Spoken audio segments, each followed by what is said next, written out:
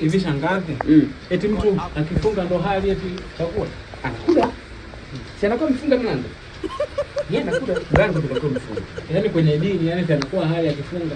Dini anakuwa naifunga. Itatukomba mtu aweze akananilia akashindwa kula kwa sababu ya kufunga. Anakula kama kawaida. Maana kuna mwingine anataka kufunga mkanda, amefunga mlango, amefunga mageti. Umesikia? Sasa sikiliza. Kuna jambo moja nataka nikwambie. Hivi kwa mfano mtu asipokula siku moja nzima hii anakufa. Wewe. Siku moja mtu anaweza kuhimili siku 7. Ninachopenda mimi shangazi yangu una pointi za msingi na unajua. Kwa mtu mpaka afariki kumbe ni siku 7. Siku 7, siku moja. Hapana wewe mtu hata siku moja mtu wewe.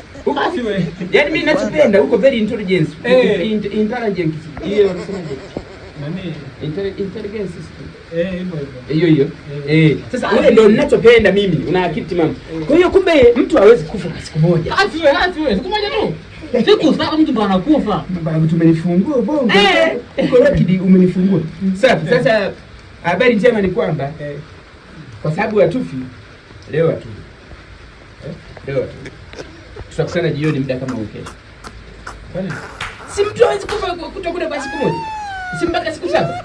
Wewe ndio uliyeniambia, umenipa pointi za msingi. Sasa nilikuwa nafikiria jinsi gani nitakwambia leo atuli. Ndio maana nikakuuliza swali kwamba je, mtu anakufa asipokula siku moja? Ukaniambia mpaka siku 7. Nilikuwa nakutania wewe anakufa wewe.